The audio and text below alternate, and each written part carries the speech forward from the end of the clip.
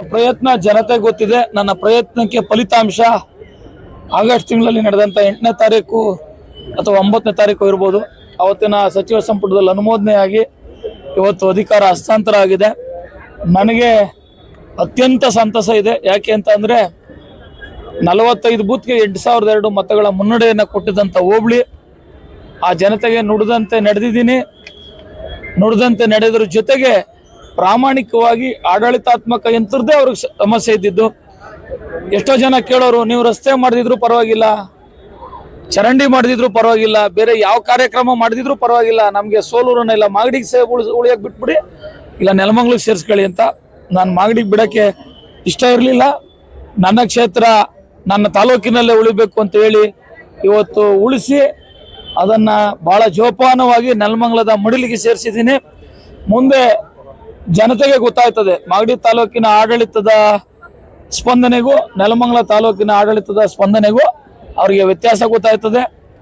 ಮುಂದಿನ ರೀತಿ ಎಲ್ಲವೂ ಒಳ್ಳೆಯ ಕಾಲ ಸೋಲೂರಿನ ಜನತೆಗೆ ಬರ್ತದೆ ಆಡಳಿತಾತ್ಮಕ ವಿಷಯವಾಗಿ.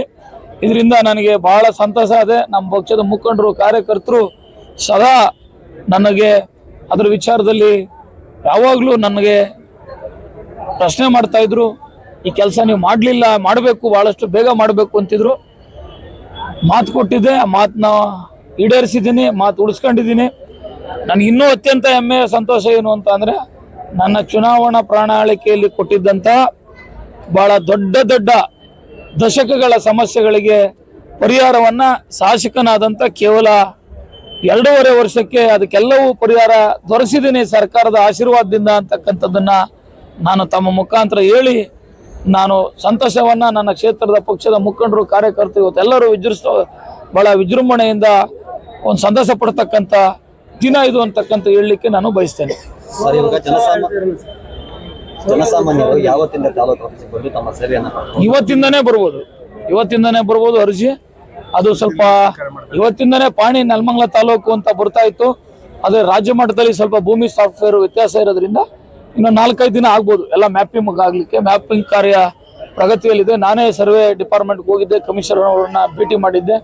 ಆದಷ್ಟು ಬೇಗ ಎಲ್ಲವನ್ನೂ ಪೂರ್ಣಗೊಳಿಸಲಿಕ್ಕೆ ಅವರು ಎಲ್ಲ ರೀತಿಯ ಪ್ರಯತ್ನವನ್ನ ಮಾಡಿದ್ರು. ಬಟ್ ಸ್ಟೇಟು ಸಾಫ್ಟ್ವೇರ್ ಪ್ರಾಬ್ಲಮ್ ಆಗಿದ್ರಿಂದ ಇವತ್ತು ಅದಕ್ಕೆ ಚಾಲನೆ ಕೊಡೋಕ್ಕಾಗಲಿಲ್ಲ. ಅಂದರೆ ಪಾಣಿಗೆ 4-5 ದಿವಸದಲ್ಲಿ ಆಗುತ್ತೆ. ಜನರು ಅರ್ಜಿ ಇವತ್ತಿಂದನೇ ಕೊಡ್ಬೋದು.